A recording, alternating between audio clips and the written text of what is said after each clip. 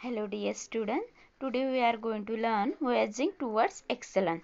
याचा अर्थ असा होतोय की उत्कृष्टेकडे वाटचाल म्हणजे उत्कृष्टेकडे जाण्याचा मार्ग. म्हणजे आपण एका छोट्या गोष्टीपासून मोठ्या एका उत्कृष्ट गोष्टीकडे कशी आपली वाटचाल होते, म्हणजे आपली प्रगती कशी होते, याचा अर्थ हा होतोय. Okay, this lesson written by Achyut Godbole. Okay, and first of all I would like to tell you some information about him. After that I will teach next our lesson. Okay, let's start. Achyut Godbole was born in 1950. He was born in 1950. त्यांचा जन्म कधी झाला? 1950. He is well known for his writing in Marathi and English.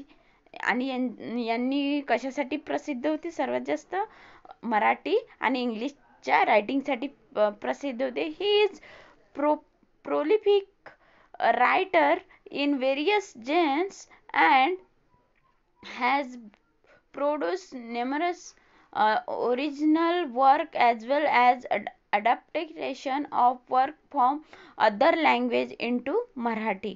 म्हणजे त्यांनी एक भरपूर अशा एकाच भाषेचा त्यांनी अभ्यास केला नाही, तर त्यांनी भरपूर अशा लँग्वेजचं त्यांनी ट्रान्सलेशन केलं, अभ्यास केलाय आणि ते ॲडॉप्ट केलं. म्हणजे एक प्रकारे सपोज भरपूर अशा तेलुगू, बंगाली, गुजराती अशा भरपूर साऱ्या लँग्वेज असेल, त्यांचा अभ्यास करून त्यांनी मराठीत ते रायटिंग केलं. Okay, his writing style is informative and very at informal. He became a chemical engineer from IIT Mumbai in 1972 and he did top management position in companies of great repute.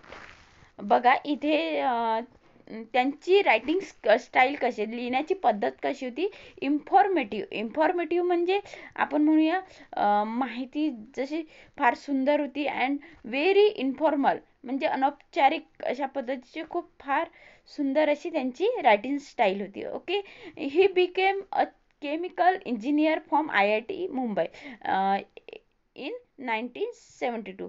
1972 मध्ये मुंबईमधनं त्यांनी chemical engineer केलं IIT. Okay, ते कुठनं? मुंबईमधनं chemical engineer झाले IIT मधनं. Okay, कधी? 1972 मध्ये. He held top management position in companies of great reputed. आणि खूप कंपनीमध्ये त्यांनी खूप चांगल्या पोझिशनमध्ये, कुठलं म्हणजे एक मॅनेजमेंट पोझिशन, मॅनेजरची पोझिशन होती त्यांची कंपनीमध्ये. आणि खूप असे ग्रेट रेप्युटेटेड होते, म्हणजे खूप असे फेमस असे रेप्युटेड, म्हणजे आपण एक रिस्पेक्टफुल अशी त्यांची पोझिशन होती. ओके, कोणाची? अच्युत गोडबोले यांची. आतापर्यंत आपण बघा काय बघितलं की त्यांचं कशा पद्धतीने रायटिंग स्किल होती. त्यांनी IIT इंजिनिअरिंग केली. कुठे? मुंबईमध्ये. कुठलं ब्रँच होती त्यांची? केमिकल ब्रँच होती. ह्या सर्व गोष्टी बघितल्या. आता आपण त्यांची नेक्स्ट ऑटोबायोग्राफिकल स्केच बघू. Okay, let's start. This autobiographical sketch pen by Achyut Godbole displayed his journey from a middle class school boy to a famous writer.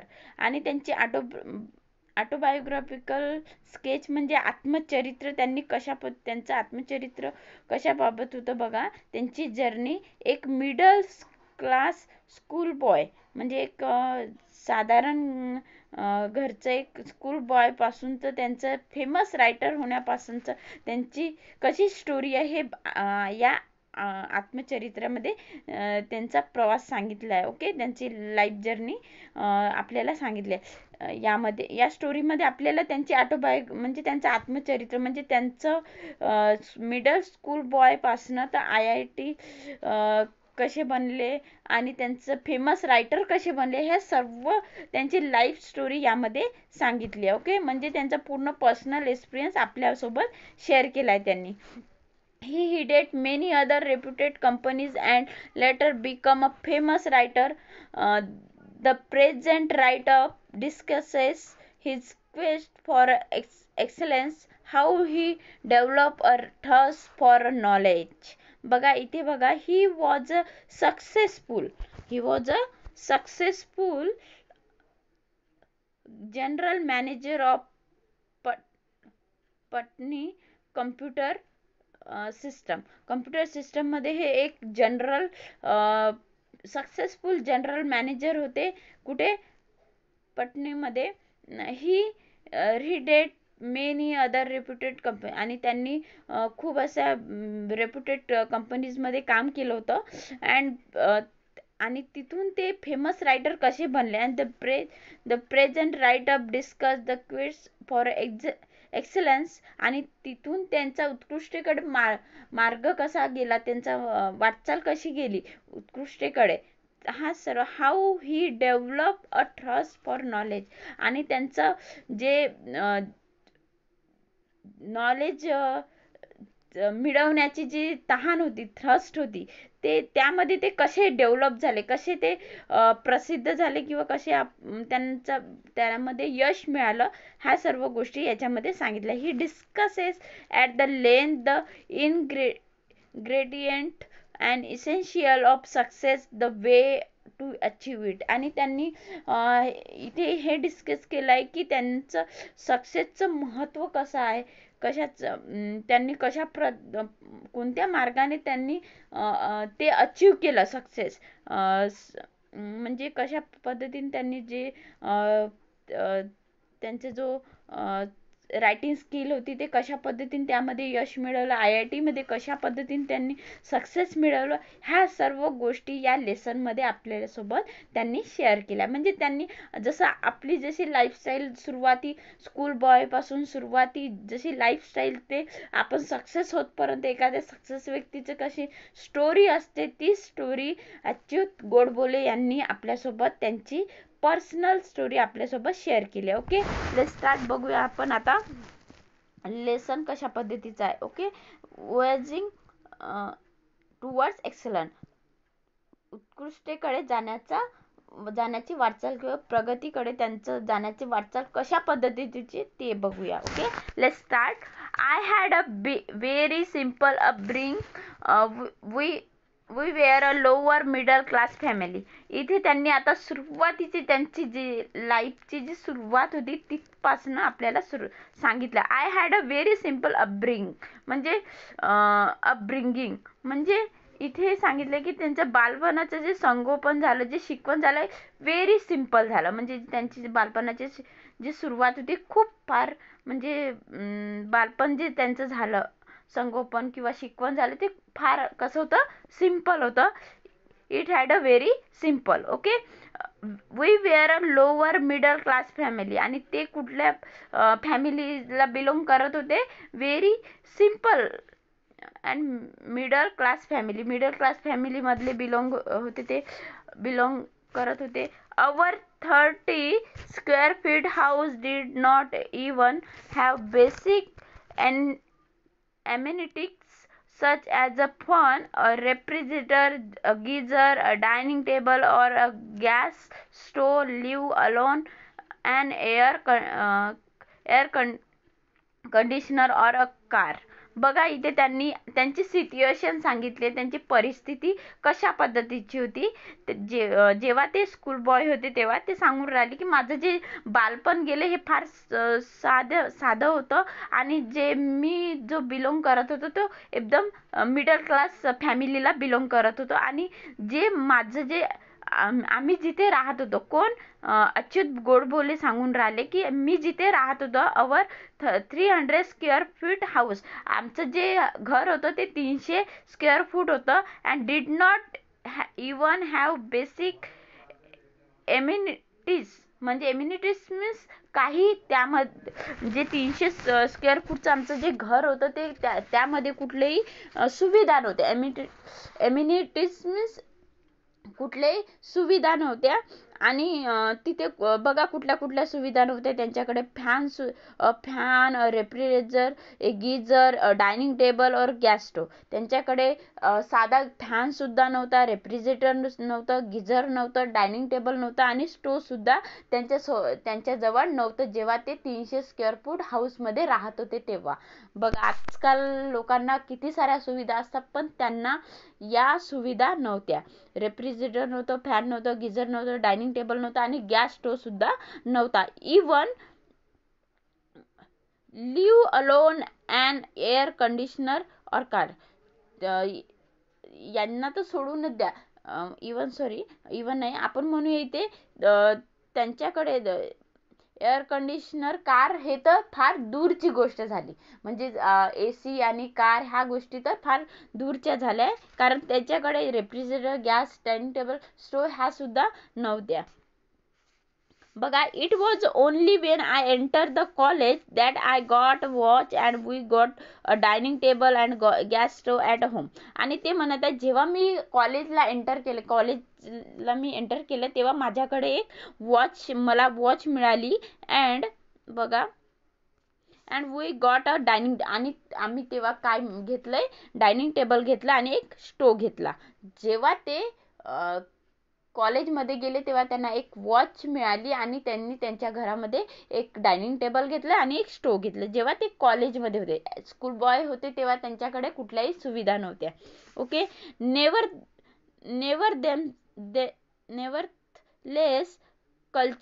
नेवरलेस म्हणजे याशिवाय आपण असं म्हणू कल्चरी असंही शिवाय कल्चरी मीन्स आपण सांस्कृतिकदृष्ट्या I had a rich child असं असून सुद्धा सांस्कृतिकदृष्ट्या I had a rich childhood. ते म्हणत आहे एवढ्या सुविधा नसून सुद्धा I had a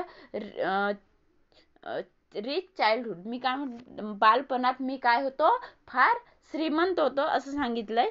poets like Vinda Karandikar, Mahesh Padgaonkar and Vasant Papad used to visit our home and for hours I could listen to the discussion about poetry and literature, Marathi and English. आणि ते म्हणत आहे कवी सारखे कोण, विंदा करंदीकर, महेश पडगावकर and वसंत बापट हे आमच्या घरी काय भेट द्यायला यायचे आणि त्यांचे फार वेळ अशी डिस्कशन व्हायची कशावर, अबाउट पोएट्री अँड लिटरेचर. आणि पोएट्री अँड लिटरेचर कुठला लँग्वेज असायची, मराठी आणि इंग्लिश. त्यांची जे त्यावर डिस्कशन व्हायचं. म्हणजे त्यांचं सांगण्याचा हा तात्पर्य आहे की विंदा करंदीकर, महेश पडगावकर आणि वसंत बापट हे त्यांच्या घरी नेहमी भेट द्यायचे आणि त्यांच्या फार वेळ असे डिस्कशन व्हायचे कशावर, पोएट्री आणि लिटरेचर. आणि ते विषय कुठला असायचा, मराठी आणि English. Okay. They used to talk about the Keshavsut, Mardhekar, Shakespeare, Charles Dickens and Thomas Hardy. आणि जे यायचे त्यांच्या घरी कोण, विंदा करंदीकर, महेश अँड वसंत बापट, ते कशावर डिस्कशन करायचे, कोणाविषयी बोलायचे, जे पोएट असायचे, जे रायटर असायचे त्यांच्याविषयी. जे पोएट कोणाविषयी बोलत होते, कोण जे त्यांच्या घरी यायचे, कोण जे पोएट जे विंदा करंदीकर, महेश पडगावकर आणि वसंत बापट जे यायचे ते कुणाविषयी बोलायचे, about Keshavsut, Mardhekar, Shakespeare, Charles Dickens and Thomas Hardy यांच्याविषयी ते बोलायचे. म्हणजे त्यांच्याविषयी काही पोयम असायच्या, कुठल्या पोएट्री असायच्या, कुठल्या लिटरेचर असायचे त्याच्याविषयी ते बोलायचे. आणि त्यांचे जे पोएट्स रायटर होते त्यांच्याविषयी ते बोलत होते. I did not fully understand their discussion in the depth but I was immensely impress. बघा तिथे अच्युत गोडबोले सांगून राहिले की I did not fully understand their discussion in depth. आणि ते म्हणून राहिले की मला पूर्णपणे त्यांचा अर्थ कळायचा नाही, त्यांचं जे काय बोलत होते त्याचा अर्थ नाही कळत नव्हता, पण आय वॉज इमेन्सली इम्प्रेस. पण मला फार त्यामध्ये आनंद व्हायचा, फार मला इंटरेस्ट वाटायचं त्या गोष्टीमध्ये. कारण त्यांच्या घरी जे यायचे पोएट, जे लोक यायचे, विंदाकर बापट यायचे, ते शेक्सपियर, अजून आणखी काय म्हणू आपण, कुणाकुणाविषयी बोलत होते ते, शेक्सपियर, मर्ढेकर, केशवसूत यांच्याविषयी बोलायचे. ते मला काही कळायचं नाही, त्याचा अर्थ काही कळायचा नाही, पण मला फार त्यामध्ये इम्प्रेस व्हायचं, मी त्यामध्ये फार इम्प्रेस व्हायचं, फार इंटरेस्ट वाटत होता आणि मला खूप आनंद मिळत होता, असं अच्युत गोडबोले यांनी सांगितलंय.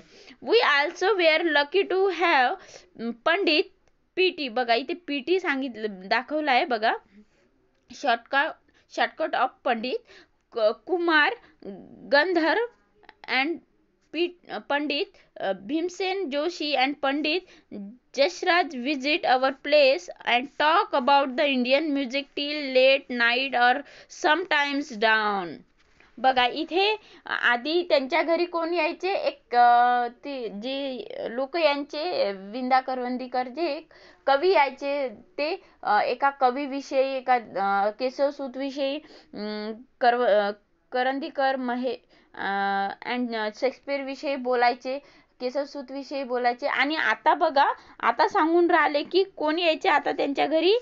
वी आल्सो वेअर लकी, आम्ही खूप भाग्यशाली होतो की ते त्यांच्या घरी कोण यायचा, पंडित गांधर, भीमसेन जोशी अँड जसराज विजिट. हे नाव तुम्ही अंडरलाईन करा, ओके.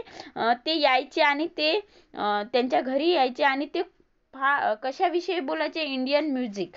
ते इंडियन म्युझिक अंडरलाईन करा. बघा इथे इंडियन म्युझिक आहे, इंडियन म्युझिक आणि इंडियन म्युझिक भारतीय संगीताविषयी बोलायचे आणि फार रात्रभर लेट नाईट पर्यंत त्याविषयी बोलायचे. आणि सकाळ डॉन, म्हणजे इथे डॉन बघा, समटाइम्स डाम, आणि कधी कधी असं व्हायचे फार रात्रभर बोलायचे आणि कधी कधी त्याविषयी भारतीय संगीताविषयी बोलता बोलता त्यांना पहाट सुद्धा व्हायची. This is how and why I developed my interest in literature and music during my school days. आणि हेच कारण आहे की मी त्याच्यामध्ये मला इंटरेस्ट आला. कशामध्ये, लिटरेचर अँड म्युझिकमध्ये इंटरेस्ट आला ड्युरिंग स्कूल बॉईज. जेव्हा ते स्कूल डेज, त्यांचे जे शाळेचे जाण्याचे दिवस होते, तेव्हा त्यांना या गोष्टीमध्ये हेच कारण होतं की ते त्यांच्या घरी यायचे, त्याविषयी बोलायचे आणि त्याविषयी त्यांना इंटरेस्ट आला आणि त्यामध्ये त्यांना इंटरेस्ट मध्ये डेव्हलप आलं. म्हणजे एक प्रकार त्यांच्या आनंदामध्ये वाढ होत गेली. कारण ते इंडियन म्युझिक वगैरे त्याविषयी फार रात्र सकाळपर्यंत ते बोलत होते आणि त्याच्याविषयी त्यांना फार इंटरेस्ट वाटत होता. I did not and even today don't understand the grammar of music, but I began to love it tremendously since then. बघा इथे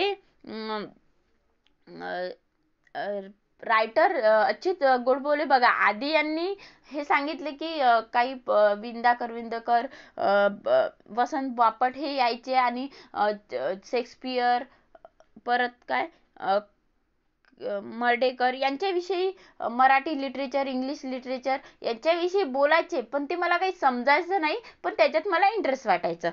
आधी हे सांगितलं आणि आता ते सांगून राहिले की कुमार गांधर, भीमसेन जोशी हे सर्व माझ्या घरी यायचे आणि भारतीय संगीताविषयी बोलायचे, पण मला भारतीय संगीताचं ग्रामर तेव्हा आणि आता सुद्धा मला आतापर्यंत काही कळलं नाही, मला समजलं नाही. But I began to love it tremendously since them. आणि मला त्याविषयी प्रचंड असा समजत तर नाही इंग्लिश ग्रामर, ते मराठी संगीत, भारतीय संगीताचं ग्रामर तर मला समजत नाही, तेव्हाही समजत होतं आणि आताही समजत नाही, पण त्याच्यामध्ये फार असं एक्सटेंड होत गेलं. एक्सटेंड म्हणजे ट्रेम्बसली म्हणजे प्रचंड असं वाढ होत गेली, एक्सटेंड होत गेली, ग्रेट एक्सटेंड. म्हणजे त्याच्यामध्ये असे फार असं प्रचंड अशी आवड निर्माण होत गेली त्याच्यामध्ये, भारतीय संगीतामध्ये आणि Marathi and English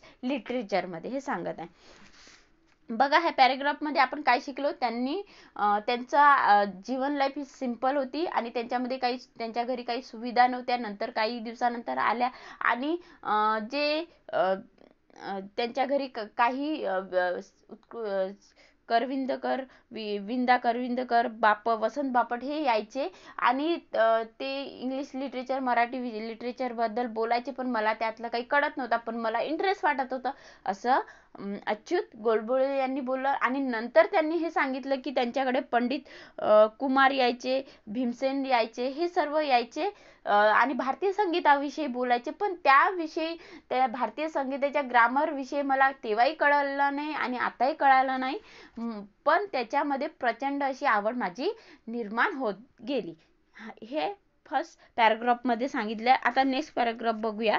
most of the time the topics of the discussion at our home were about the music, literature, painting and sculpture etc. I could listen to the discussion about the Van Gogh,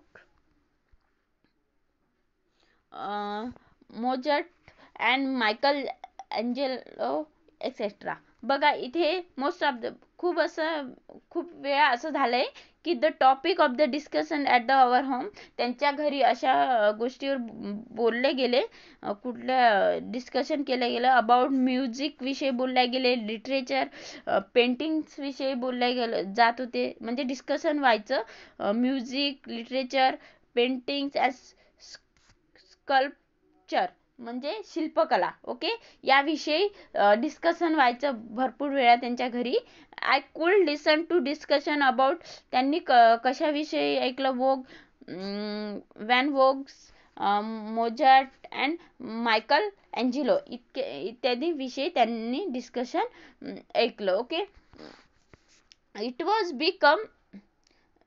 because of such a milieu around me that I had a firm belief, which I still hold, that all arts are equally, if not more important in our lives than science or technology. बघा ते म्हणून राहिले की मिलिव म्हणजे व्यक्तीच्या सभोवतालचे जसे social environment, ते म्हणत आहे की हे माझं जे सभोवतालचं जे सोशल इन्व्हायरमेंट होतं त्यामुळे कदाचित मला असं जाणीव झाली की सायन्स आणि टेक्नॉलॉजी सोबत सर्व आर्टला इम्पॉर्टन्स आहे, ते सुद्धा आपल्या सोशल इन्व्हायरमेंट मध्ये इम्पॉर्टन्स आहे, ही जाणीव झाली. I had learn from my childhood that money does not means everything in life.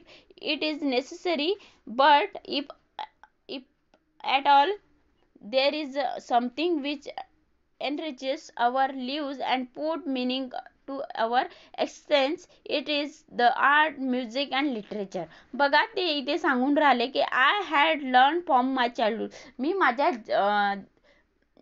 बालपणापासून शिकत आलं की that money does not means everything in life. जीवनामध्ये पैसा हे सर्व पूर्ण म्हणजे सर्वच नाही, तर हे म्हणून त्यांनी ते सांगून राहिले की मी ते सांगत आहे की बालपणापासून मी शिकत आलो की पैसाच हे सर्व काही नाही, इट इज नेसेसरी, हे आवश्यक आहे, but if all there something which enriches our life and puts meaning our existence, it is the art, music and literature. ते म्हणून राहिले का आयुष्य समृद्ध करणारे आणि अस्तित्वाला अर्थ देणारे कला आणि संगीत आणि लिटरेचर हेच आहे. जर आपण ते म्हणून राहिले की जर आयुष्याला समृद्ध करायचं असेल, अस्तित्वाला अर्थ द्यायचा असेल आपल्या, तर त्यासाठी आर्ट, म्युझिक अँड लिटरेचर हे फार महत्वाचं आहे, असं that's like a think of Achyut Godbole, okay. Next paragraph बघूया. This is not to say that I did not like science और मॅथ. ते म्हणून राहिले की असं म्हणू नाही शकत किंवा याचा अर्थ असा नाही की I did not like science और मॅथ. असा मला ते म्हणून राहिले की अच्युत गोडबोले म्हणत आहे की मला आर्ट, लिटरेचर अँड म्युझिकमध्ये तर इंटरेस्ट आहे. याचा अर्थ असा नाही की I did not like science और मॅथ. याचा अर्थ असा नाही की मला सायन्स आणि मॅथ आवडत नाही. In fact I love this subject. खरं तर मला ते सब्जेक्ट फार आवडतं. हाऊएव्हर तरीही, हाऊएव्हर मीन्स काय होतं, तरीही I did not study them only for a scoring maximum mark in the examination. काय म्हणतात, मी फक्त जास्त मार्क येण्यासाठी तिथे अभ्यास करायचं नाही. कशामध्ये? मॅथ आणि सायन्समध्ये. ते म्हणून राहिले की मला एक्झाममध्ये फार मार्क यावं त्यासाठी ते अभ्यास करत नाही असे सांगत होते. बघा कुणाकुणाचं असं असते की मार्क मिळवण्यासाठी खूप अभ्यास करतात, पण अच्युत गोडबोले सांगून राहिले की मी जास्त मार्काच्या स्कोरिंगसाठी अभ्यास करत नव्हतो. तर कशासाठी बघा, I use to study this subject any subject for that matter to inherent beauty. आणि ते म्हणून राहिले की कुठलाही सब्जेक्ट असो, मी त्या मग कुठलाही सब्जेक्ट असो तो सब्जेक्टचा इनहरंट म्हणजे एक सौंदर्य. ओके, इनहरंट मीन्स आपण म्हणूया त्याचं ग्रेटनेस. त्याचं म्हणजे आपण एखादी गोष्ट उत्सुकता, जाणीव, त्याची ब्युटी, त्याचं जे इम्पॉर्टन्स असते. इनहरंट म्हणजे सौंदर्य जाणून घेण्यासाठी त्यांनी ते अभ्यास करत होते. म्हणजे त्यापासून आपल्याला काहीतरी शिकायला मिळतं. हे त्यापासून आपल्याला काहीतरी इंटरेस्ट मिळतं. ब्युटी, काहीतरी सौंदर्य आहे त्याच्यामध्ये, कुठल्याही सब्जेक्टमध्ये काहीतरी इंटरेस्टिंग असा पॉइंट आहे हे समजून घेण्यासाठी ते अभ्यास करत होते, ना की स्कोरिंगसाठी. Okay, I found Newton's law of motion beautiful and Pythagorean theorem elegant. आणि ते म्हणत आहे की मला जे न्यूटनचे जे लॉ होते, कायदे होते, मोशन्स होते, त्याचं जे सौंदर्य होते ते, आणि जे पायथागोरम थेरम होतं मॅथचं, ते मला फारच आवडायचं. एलिगन्स म्हणजे एक प्रकारे त्याविषयी मला फार आकर्षक होतं. कशाविषयी? न्यूटन्सच्या थेरम बद्दल, न्यूटनच्या लॉ बद्दल आणि पायथागोरमच्या थेरम बद्दल त्यांना, कुणाला? अच्युत गोडबोले यांना फार आकर्षक होतं. I love solving problem of physics and mathematics of 9th standards when I was in 7th, not to show off but just because I used to get involved in solving them. आणि ते म्हणून राहिले की जेव्हा मी 9th standard आणि 7th standard मध्ये होतो तेव्हा मी शो ऑफ साठी, म्हणजे मार्क मिळवण्यासाठी, किंवा चला मला फार मार्क मिळाले यासाठी, मार्क मिळावे यासाठी मी अभ्यास करत नव्हतो. तर because I use to get involve solving them, ते सोडवण्याचा प्रयत्न करतो, त्यापासून काहीतरी मला ज्ञान मिळावं यासाठी मी अभ्यास करत होतो हे सांगत आहे. I use to love problem solving and use to enjoy find out the most elegant method of the solving them. आणि ते म्हणून राहिले की मला ते प्रॉब्लेम सॉल्विंगसाठी सोल्विंग करण्याचं फार आवडायचं. कुठलेही प्रॉब्लेम असो ते सोल्युशन कुठली समस्या असेल त्याचं निवारण करायला आणि ते फाइंड आउट करायला, म्हणजे ते त्याचं काय असेल त्याचं एक प्रकारे सर्चिंग करायला, फाइंडिंग आउट करायला फार आवडायचं ते सांगत आहे. फाइंड आउट करून ते त्याचं सोल्युशन कसं करायचं, एक प्रकारचे रिसर्च, हे त्यांच्या रिसर्च जी क्वालिटी होती ती त्यांच्यामध्ये होती. म्हणून ते सांगून राहिले की मी जे अभ्यास करायचं ते मार्किंगसाठी नाही, तर ते मला त्यामध्ये प्रॉब्लेम सॉल्युशन करण्यासाठी आणि फाइंड आउट करण्यासाठी फार आवडायचं ते सांगत होते. I use to love problem solving and use to enjoy. आणि ते फाइंड आउट करायला फार त्यांना आनंद मिळत, खूप मजा यायची त्यांना, जे शोधायला वगैरे काही पण त्यांना काही फाइंड आउट करायला फार मजा यायची. ठीक आहे. Obviously this problem wear not part of the curriculum. आणि ते ऑब्विसली म्हणत आहे ते तो पार्ट नव्हता कशाचा, अभ्यासक्रमाचा. करिक्युलम्स मीन्स अभ्यासक्रमाचा तो पार्ट नव्हता. But I enjoy the whole process. पण ते काय म्हणून राहिले, मला हा प्रोसेस होती ती करायला फार आनंद मिळायचा. This attitude of looking beyond the marks of examination and to seek joy in solving any challenging problem helped me to develop a problem solving attitude which came handy when I appeared for my IIT entrance JEE, because this exam is completely based on your problem solving ability and the ability to think not only logically but quickly and rapidly. बघा इथे ते सांगून राहिले की जे but I enjoy the whole progress, मला ते process होती ते फार आनंद मिळत होता. This attitude looking beyond marks or examination seek joy and solving any challenging problem help to me develop problems attitude which come.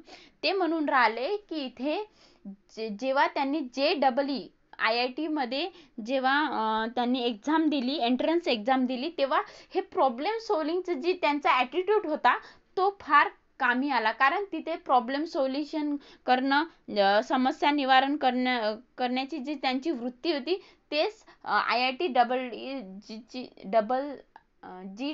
JEE ची जी एंट्रन्स एक्झाम असते त्याच्यामध्ये प्रॉब्लेम सोल्युशन भरपूर असते. त्याच्यामध्ये प्रॉब्लेम सोल्युशन करण्याचं जे बेस असते त्याच्यावरच बेस असते आणि त्याची ability the ability to think not logically, तार्किक दृष्ट्याच नाही तर क्विकली अँड रॅपिडली, वेगाने आणि जलद गतीने सोडवण्याची जी क्वालिटी होती, ॲबिलिटी होती ती त्यांच्यामध्ये होती. आणि तीच ॲबिलिटी त्यांना JEE IIT जेव्हा एंट्रन्स एक्झाम दिली ती ॲबिलिटी त्यांना तिथे कामी आली.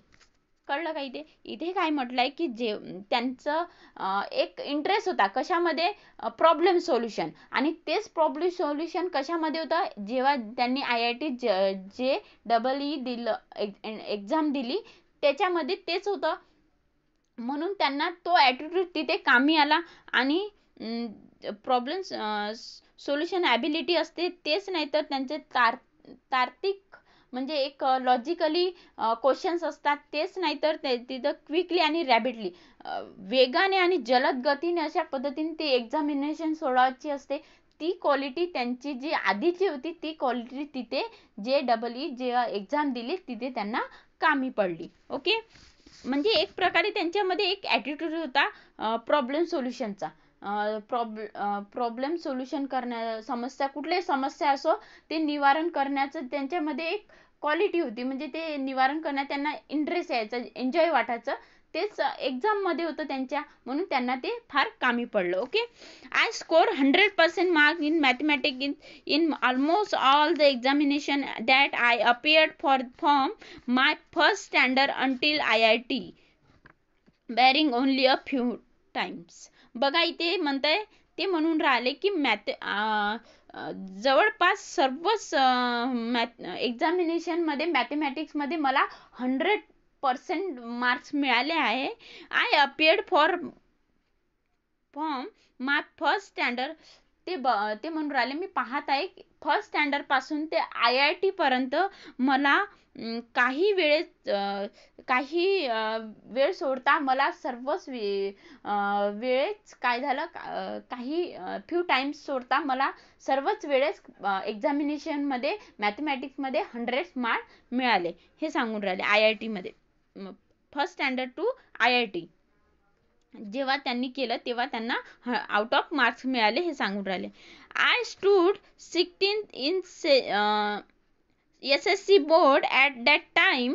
This examination was for the whole of Maharashtra including Nagpur. I stood first in university in all subject put together. बघा ते म्हणून राहिले की जेव्हा ते 10वीत होते तेव्हा त्यांना होल महाराष्ट्रातून युनिव्हर्सिटीमध्ये ते फर्स्ट आले बघा. नागपूर युनिव्हर्सिटीमधून ते फर्स्ट आले होते जेव्हा ते 10th मध्ये होते तेव्हा. म्हणजे त्यांचं मेरिटमध्ये आले होते ते महाराष्ट्रामधून जेव्हा ते SSC बोर्डमध्ये होते तेव्हा. म्हणजे ते 10वीत होते तेव्हा ते युनिव्हर्सिटीतून फर्स्ट आले होते. Okay. those day you could get an admission into the IIT without entrance test JEE. If you had secured first rank in the university, therefore I did not have appeared for the entrance test to get the admission into IIT, but nobody in Solapur told me about it, for I doubt if anybody in Solapur even about this rule. Therefore I appeared for the entrance examination and I secured a very good rank in the same. बघा इथे काय सांगितलंय, म्हणजे जेव्हा ते त्या at a time त्या वेळेवर कसं होतं की जो स्टुडंट्स युनिव्हर्सिटीमध्ये फर्स्ट यायचा, SSC बोर्डमध्ये फर्स्ट यायचा, त्यांना जी IIT टेस्ट होती, IIT JEE ची जे एंट्रन्स एक्झामची टेस्ट होती ती द्यावी लागत नव्हती तेव्हाच्या काळात. पण अच्युत गोडबोले यांना माहिती नव्हतं की जे फर्स्ट येतात त्यांना एंट्रन्स एक्झाम द्यावं लागत नाही, तरी त्यांनी देऊन दिली आणि त्यांना ते म्हणून राहिले therefore I did not have appeared the entrance exam to admission into the IIT. Nobody in Solapur told me about it. आणि त्यांना सोलापूरमध्ये कुणीच सांगितलं नाही की फर्स्ट मेरिट मध्ये तू आलेला आहे आणि तुला एंट्रन्स एक्झाम द्यावी लागत नाही, असं कुणीच सांगितलं. सोलापूरमध्ये त्यांना कुठल्याच व्यक्तीने त्यांना सांगितलं नाही की तू आता फर्स्ट आलेला आहे, तुला एंट्रन्स द्यायची गरज नाही, असं कुणीच सांगितलं नाही. For doubt